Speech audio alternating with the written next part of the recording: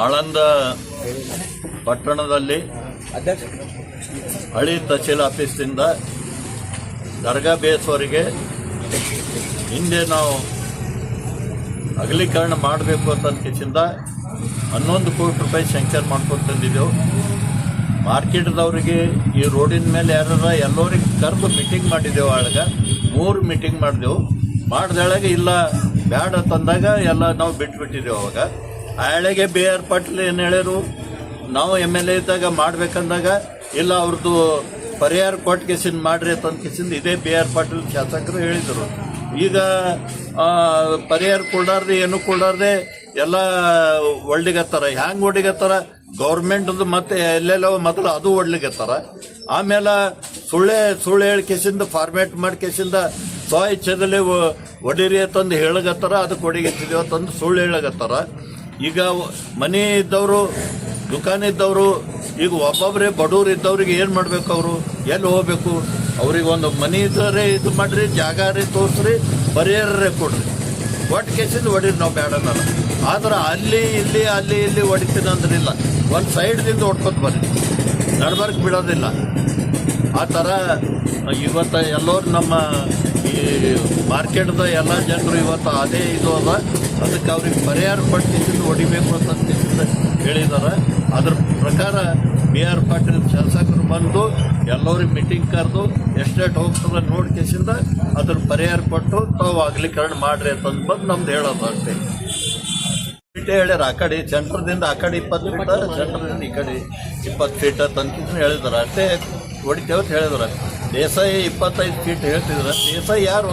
ಅವ ಏನು ಕಾಂಟ್ರಾಕ್ಟರ್ ಸಿಕ್ಕದ ಅವನಿಗೆ? ಏನು ಟೆಂಡರ್ ಆಗ್ಯದ ಅವನಿಗೆ?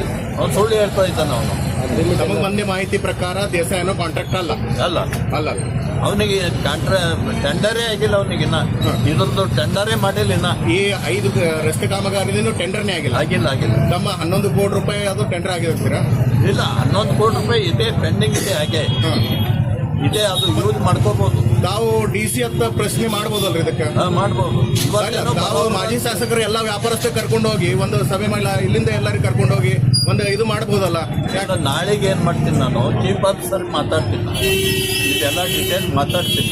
ಅವಾಗ ಏನಂತ ನೋಡ್ತೀನಿ. ಆಮೇಲೆ DC ಬಲ್ಲಿ ಹೋಗೋದು. ಇವತ್ತು DC ಬರೋರು ಇದ್ರೆ ಸುದ್ದಿ ಇತ್ತು, ಬಂದಿಲ್ಲ. ಚೀಫ್ ಆಫೀಸರ್ ಸರಿ ಮಾತಾಡಿ DC ಬಲ್ಲಿ ಹೋಗಮ್. ಕೆಲವು ಮಂದಿ ಎಲ್ಲ ಹೋಗ್ಬೇಕು, ಎಲ್ಲ ಕಡೆ ಹೋಗ್ತೀರಾ? ಅದೇ ಎಲ್ಲರೂ ವ್ಯಾಪಾರರು ಒಗ್ಗಟ್ಟಾಗ್ತಾರಂತೀರಾ ಇದ್ರ ವಿಷಯದಾಗೆ? ಆಗ್ಬೇಕು, ಆದ್ರೆ ಇದು ಆಗಿಲ್ಲ ಅಂದ್ರೆ ಆಗಲ್ಲ. ಈಗ ಒಂದೇ ಬದಿಯಿಂದ ರಸ್ತೆ ಅಗಲೀಕರಣ ಮಾಡ್ಲಿಕ್ಕೆ ಇದು ಅವರು ಹೊಡಿತಾ ಇದ್ದಾರೆ. ಇನ್ನೊಂದು ಬದಿಯಿಂದ ಎಲ್ಲಿಂದ ಮಹಾದೇವ್ ಬಂದರಿಂದ ದರ್ಗಾ ಬೇಸ್ತಾನ ಯಾವುದೇ ರೀತಿ ಮೂವ್ಮೆಂಟ್ ಇನ್ನೂ ತನ ಇಲ್ಲ. ಅದೇ ಚಿತ್ಲಿ ರಾಜ್ ಅವ್ರ ಮನೆ ಒಂದು ಹೊಡೆದ, ಅಲ್ಲಿ ತಾನೇ ಹೊಡೆದಿದ್ದಾರೆ. ಆಮೇಲೆ ಪಟ್ಸಾಲಿ ಗೌಡ್ರದ್ದು ಏನದ ಮೊದಲೇ ಬೀಳಬೇಕಂದ್ರೆ ಅದೊಂದು ಹೊಡೆದಾರ. ಈಗ ಕೆಲವರು ಆಸ್ತಿ ಕಳ್ಕೊಳ್ತಾ ಇದ್ದಾರೆ, ಕೆಲವೊಬ್ಬರು ಮನೆಯಿಂದ ಪೂರ್ತಿ ಕಳ್ಕೊಂಡಿದ್ದಾರೆ. ಅವ್ರ ಬಗ್ಗೆ ತಾವು ಶಾಸಕರಾಗಿದ್ದೀರಿ, ಇದ್ರನ್ನ ಏನಾದ್ರೂ ನಿವೇಶನ ಕೊಡ್ಲಿಕ್ಕೆ ಪರಿಹಾರ ಇದ್ರಬಹುದಾ? ಈಗ 4 ಕೋಟಿ 80 ಲಕ್ಷ ಇದು ಮಾಡೋ ಸಲಕ್ಕೆ ತಂದಿದ್ದೇವೆ ಅಂತಂದ್ರೆ, ಡಿಮಾಲಿಶ್ ಮಾಡೋ ಸಲಕ್ಕೆ ತಂದಿದ್ದೇವೆ. ಅದ್ರ 4 ಕೋಟಿ ಇವ್ರದ್ದೆಲ್ಲ ಇದು ಕೊಡ್ಬೋದು. ನಮಗ ಮಾಹಿತಿ ಪ್ರಕಾರ, ಪತ್ರಕರ್ತ ಬಂದ ಮಾಹಿತಿ ಪ್ರಕಾರ ಶಾಸಕರು ಇನ್ನೂ 15 ಕ್ಷೇತ್ರದಲ್ಲಿ ಬರೋದಿಲ್ಲ. ಪತ್ರಕರ್ತ ಬಂದ ಮಾಹಿತಿ ಪ್ರಕಾರ ಶಾಸಕರು ಇನ್ನೂ 15 ದಿನ ಬರುತ್ತಾ ಇಲ್ಲ. ನಾವು ಇದ್ರ ಬಗ್ಗೆ ಈಗ ಅವರಿಗೆ ಪ್ರಕೃತಿ ಸರಿ ಇಲ್ಲ ಅಂತ ಕೇಳಿದ್ರು. ಆದ್ರೂ ಕೂಡ ಸುಧಾರಿಸ್ಕೊಂಡು ಬರ್ಬೇಕು. ಅವ್ರಿಗೆ ತಾವು ಏನು ಹೇಳ್ಯಾರ ಅದ್ರ ಪ್ರಕಾರ ಎಲ್ಲರ ಜನರಿಗೆ ಮಾತಾಡಿ ಆರೋಗ್ಯ ಬೇಕು, ಆರೋಗ್ಯ ಕಾಪಾಡ್ಕೋಬೇಕು. ಆದ್ರೆ ಸಚಿವರು, ಮಿನಿಸ್ಟರ್ ಎಲ್ಲರೂ ಸಭೆ ಮಾಡ್ತಾ ಇದ್ರಲ್ರಿ, ಅಲ್ಲಿ ಸಭೆ ಮಾಡ್ತಾ ಇದ್ದಾರೆ. ಆ ಕ್ಷೇತ್ರದ ಬಗ್ಗೆ ಅವರಿಗೆ ಕಾಳಜಿ ಇಲ್ಲ. AR ಪಾಟೀಲ್ ಶಾಸಕರು ಬರಬೇಕು, ಇಲ್ಲಿ ಎಲ್ಲರದ್ದು ಕೇಳಬೇಕು. ಕೇಳಿ ಕೇಸಿಂದ ಮಾಡಿದ್ರು ಒಳ್ಳೇದಾಗ್ತದೆ.